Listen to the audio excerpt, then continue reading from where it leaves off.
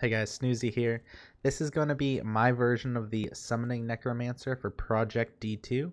If you're a Diablo 2R player, this build will have similarities to what you would want, but do not follow this build if you are for Diablo 2R.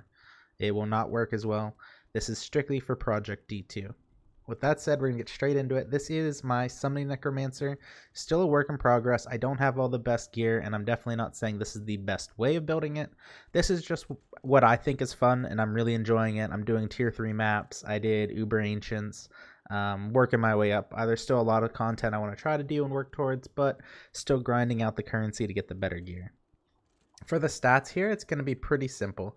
We're realistically just going to look for enough strength to wear our gear, dexterity to wear the gear, and the rest is going to go straight into vitality. Really simple. And the strength and dexterity, it's hard to tell you exactly what you're going to need because it's going to depend on what your gear is. You might be wearing some crazy gear that has a ton of strength with your amulets, or you got crazy corrupts. So realistically, you're just looking for strength and dexterity to wear whatever gear you're wanting to wear. For the skills, we're going to do the 1 point in the beginning here for the amplified damage. There we go. I don't know what was going on with that bug. 1 point into amplified damage for the beginning here. You can level with this build, and I highly recommend at least 1 point in amplified damage while leveling. After that, we're going to go ahead and put our points into Raised Skeletal Warrior, Skeleton Mastery, Raised Skeletal Mage, and Raised Skeletal Archer. From there, we're going to do 1 point into Clay Golem, Golem Mastery, Blood Golem, Iron Golem, and Blood Warp. Now, if you're leveling this way and you don't have enough to max everything, my recommendations are, like I said, at least 1 point amp damage. Maybe get that at level 2, level 3, something like that. After that, you're really going to want to start maxing your Raised Skeletal Warrior. Then move into your Skeleton Mastery. I decided to do Raised Skeletal Mages before Archers. After talking to some other Necromancer players, they were saying the Skeleton Archers were kind of weak in the early game. I don't really think it'll matter which one you would max first. Just make sure you're going down and getting 1 point in each of these, and definitely make sure you're getting a point in Blood Warp. Blood Warp is amazing. You're going to use some of your current health to make sure you can teleport, and it's going to take your minions with you. That's incredibly important. This is how you can telestomp stuff without Enigma. You can get your minions all back up. It's just a really good stuff to have. Inside of the Poison and Bone spells, we're also going to go all the way down to Bone Armor. It's just a 1 point wonder, and 1 point into Desecrate. You technically don't need Desecrate, but I think for 3 points it's worth it. You could maybe get it on an offhand switch or something like that, but I think for 3 points, it's just a good bargain. Desecrate will create corpses for you, and you can use those corpses to summon your minions. That'll really help with mapping or when you're going in and out of games really quick, rather than waiting for your mercenary or something to kill stuff for you. So while you're leveling, you're going to want 1 point into Desecrate. I didn't really use Bone Armor, but maybe you want 1 point there. 1 point into Amp Damage. And then you'll follow the tree down, 1 point into everything, and max the Skeletal Warrior, Mastery, Mage, then Archer. After that, I'm dumping points in Amplified Damage to get that physical damage resistance down even further. There's different ways you could do this, and all kinds of different ways. Honestly, this is a really easy leveling build, and you can transition straight into endgame with it. The one thing I would recommend if you are leveling is get an Act 2 Mercenary with Thorns, and that'll really help you along. I believe they buff the Thorns damage, but it does a lot of damage back, and since you're going to have so many different little minions running around, it's perfect. It really helps until you can get to that Act 5 Mercenary and getting that Might aura off of your Mercenary. So with that said, I want to get into the breakpoints a little bit. I can go ahead and put these in the description. That I'm just going to go off real quick here with them. But if your cast rate, your breakpoints are going to be at 18, 30, 48, 75, 125. I'm not even close to the 125 breakpoint. I'm only sitting at 37. This isn't a super heavy cast, so I don't really worry about it. You can fix this up with your amulets, your rings, your slams, anything like that. But for 37 cast rate, it feels fine for me. Right now, I'm sitting at 0 hit recovery, which is not ideal. You're going to want to get your hit recovery up higher. And as you can see, the breakpoints are relatively low here. Realistically, you're going to try to get this up higher. Unfortunately, right now, I haven't had luck with my armor or slams, so I don't have any, which is normally where I'd be getting it from. But right here is your breakpoints. You're going to try to get up as high as you can for the faster cast rate so it starts feeling good for you. Personally, I'd feel fine right at this 30. And then faster hit recovery as high as you can get it to still feel good as well. I probably wouldn't be going much higher than 56, but that's really going to be up to you. And for those of you who aren't aware, if you're playing Project D2, to get this screen to pop up, you just press 8 on your keyboard and it should pop up for you. It's really helpful. Now we're going to get into the gear. For the gear, the best in slot, in my opinion, for this build is going to be the Arm of King Leoric. You're getting a bunch of additional skills, like 2 to Necromancer, pretty much points into all of your skeletons in the mastery. But the real big thing here is you may summon 2 additional skeleton warriors, and since this is where your damage is going to come from, plus they're also tanking for you, this is a huge damage increase. The jewel in here, I believe, is just an all resistance jewel. This was how it came when I bought it from off the guy, and honestly, I think it really helps, especially the early game, trying to get your resistances up. You could put something in here like an Istrun to get some more magic find if you wanted, but I really like the resistance. For the helmet, I really enjoy having a Shaco here. This has a slam for increased magic find on it. Really, whatever you can afford, you can put here. Now, if you're looking for the high-end GG gear, my recommendation here is a slam with a +1 to all skills. So you'd have 3 to all skills. And then you're going to use a puzzle box, which I think I actually have one somewhere. Yeah, puzzle box here. And you're going to try to get the 2 sockets on there. So that'll be for your helmet. For the armor here, I'm using a Chains of Honor. I don't really recommend a Chains of Honor. It works. However, the reason I have this is because it was built over from my last character. And I haven't had any luck with the actual armor that I want, getting the slams or anything. I keep breaking them. But this is just an example. You're going to want to queue Hagen's Wisdom. This one rolled bad, but I just kept it around so I could show you guys this. You're looking for that 2 to all skills, and it's just a really nice armor. It's generally pretty cheap, and you're going to want to slam this and try to get a +1 to all skill, so you can have 3 to all skills, and then you're going to puzzle box it for hopefully 2 open sockets. If you hit the +3 and 2 open sockets, you made a ton of money. The armor's worth a lot, but that's really your high-end endgame gear. There's nothing wrong with just using a +2 to all skills here. Like I said, I've just bought a couple of them. I think I've been buying them at like Gol or something, and I keep breaking them on my slams. So I'm just using the Chains of Honor in the meantime since I already have it. So this is the armor you should be using. Only using the Chains of Honor because I already had it sitting around. I wouldn't build this for the Summoning Necromancer. For the amulet here, you're going to want a bunch of plus skills. This was an amulet I found, and I liked this with the resistances and a little bit of life for the +2 summoning. Mara's would work here. A +3 to summoning skill or amulet is really good too. That's what I used for a long time until I tried to get some more defensive layers like the life and the resistances. I even see people using, a +3 to summoning skills blue amulet slammed with a +1 to all skills, so you get 4. There's all kinds of different options you can do for here, but just remember, plus skills are really going to help your damage and your survivability because your skeletons are tanking for you. For the shield, it's a Bone Flame. It's just a really nice all-around shield. I mean, you get 3 to all skills, you get Run Walk, which is great. Life after each kill, which really doesn't apply to us. A bunch of resistances. I put the P diamond in there so we can get some extra resistances, and you also get physical damage taken reduced by 15%, which is really nice if you do happen to get hit. Our gloves are really cheap. These are going to be Grave Palm Sharkskin gloves. Realistically, you're going to want to slam this, and I got life, which I was perfectly happy with. What I was aiming for was to try to get some magic find on these. That would have been really nice. For the rings, I'm just using a Naggle here for some magic find because I don't really have anything else at the moment. Maybe something like a Soj or, a Wisp or something that's giving you plus more skills for this one. If you want more cast rate, you could even use a faster cast rate. Over here is going to be the Wisp Protector. That way you can get the Heart of the Wolverine buff for all of your minions.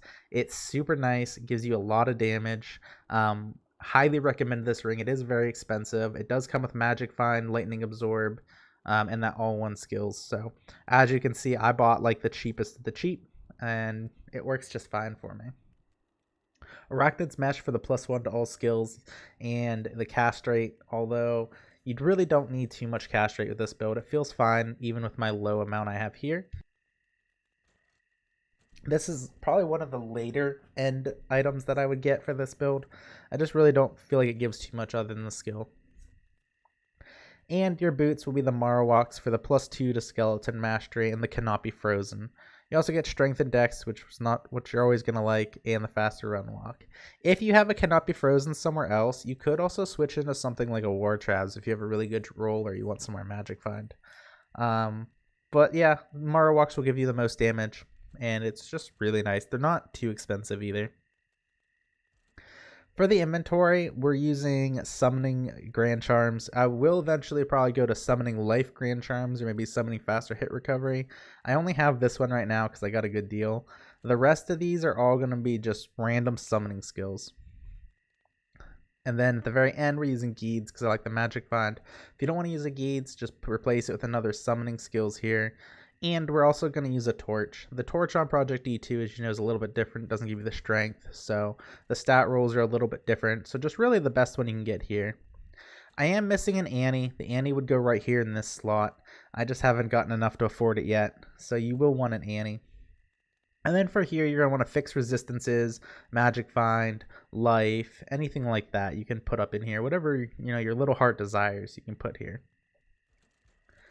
Now, for the mercenary gear, this is all temporary placeholders, but the reason I'm using an Act 5 mercenary, and you want to make sure you pick the right one because there's two variants of the Act 5, he's giving all of my minions the Might aura, which increases their physical damage done. On top of that, I've given him a Beast, which actually rolled perfect on the aura for a nice 10 of Fanaticism. This will give them more attack speed and more damage. So this is a huge upgrade. You'll notice a big difference in damage when you get this. The downside is it does take a Burr, and Mal. And as you know, Burr is really expensive, hard to get. For the helmet, I'm just using a Vampire's Gaze for the physical damage reduction and the life leech. And then the rest of this is just going to be just some filler stuff for now. Using the Immortal Kings because I was using the full set before I got the Beast, which worked really well actually. It was pretty good. I enjoyed it. But you can mix and match whatever you need in here, and this will work. I haven't gotten to the Mercenary yet, so really at this point, this gear here keeps him alive decently enough in tier 3 maps that I'm usually not worrying about him. I'm worrying more so about my Golem. Now, I think technically an Act 1 Mercenary would be better, and for an Act 1, you'd use Faith. That way you're getting the Fanaticism aura. You'd probably want, I think it's Fire, will give you the Vigor aura, so your minions can move faster, so they're getting to their targets quicker. And then you're going to use Ethereal's Might armor, which will require you to be pretty high level to get your Mercenary enough strength for it, unless you're putting strength stacking gear on there. And what you're going to want to really work on with that is to get that Ethereal's Might on there, because Ethereal's Might will then give you Might. So you'll have Fanaticism, Might, and Vigor. Where with this setup right now, I'm only getting Fant and Might. So I think the Act 1 will be better, but I can't afford the Tyrael's Might at the moment. It was like 6 high runes or something like that. So that's something I'm going to end up testing later on once I can afford it. But for now, I'm just using the Beast. Now, the reason for the skills here, and technically you don't even have to do this. If you don't want to do the Iron Golem, you could do something like the Blood Golem to get some life on hit or whatever you want. And save a point here. The Iron Golem is really nice, but can be really annoying really quickly. And the reason for that is I find my Iron Golem, even with all these plus skills, skill dies pretty quick if I'm not paying attention. And the reason we're using an Iron Golem, as you can see, he's actually giving us meditation from Insight. You don't really need it with this build, so you could perfectly just not do that. But I like the Insight, just a little bit more mana regen. I don't have to mana pot as much if I'm spamming Amp. But the big reason that you would actually do this is for this item right here, the Mage Slayer. So if you go ahead and use the Iron Golem on this Mage Slayer, he will actually give concentration aura to all of your minions, which is really nice. So this is something that I would recommend. They're generally pretty cheap, although I went to go buy one today because it was all out and the prices went up. So maybe if this item keeps climbing in prices, it won't be worth it. But earlier I was buying these for 1 to 3 Worldstone shards, easy. Right now they seem to be like plus, so I don't really know if I would keep buying those at that price. But if you can get them for a couple Worldstone shards, they're worth it, especially if you're able to keep him alive. So now that we went over that stuff, we're going to go ahead and just do some gameplay here. I'm probably not going to do the full map for the video here, but I wanted you guys to be able to see it. There's the stats on it. Nothing insane. I just really want you guys to be able to see it before you guys are like, oh, you guys did a white map. Nope. Here are the stats. Nothing insane on it, though. So we're going to begin by casting Desecrate a little bit here, and then you're just going to summon all of your minions up. If you don't have Desecrate, you could go to other places, like with weaker monsters, and get your stuff summoned up real quick. Also, you don't need to stand here the whole time and spam these out. You could start clearing without them. And I did summon the Wolverine, which is this little spirit here, to give us some more damage. And you're just going to want to make sure you stay behind your minions and amp stuff. Technically, you don't really need to move. You can just blood warp everywhere, and this will keep the minions on top of you. But I don't know. I'm not smart enough to do that. I like to just walk around. You know, I like to spam my stuff. Keep your bone armor up. Even though it doesn't do a lot, it's still super helpful. And it might save your life at some point. Now do keep in mind, when you're blood warping quickly like that, you're not regenerating your life. So you will lose life pretty quick. So watch your health, you know, pick up your loot. I'm pretty sure I missed that even though I was by myself.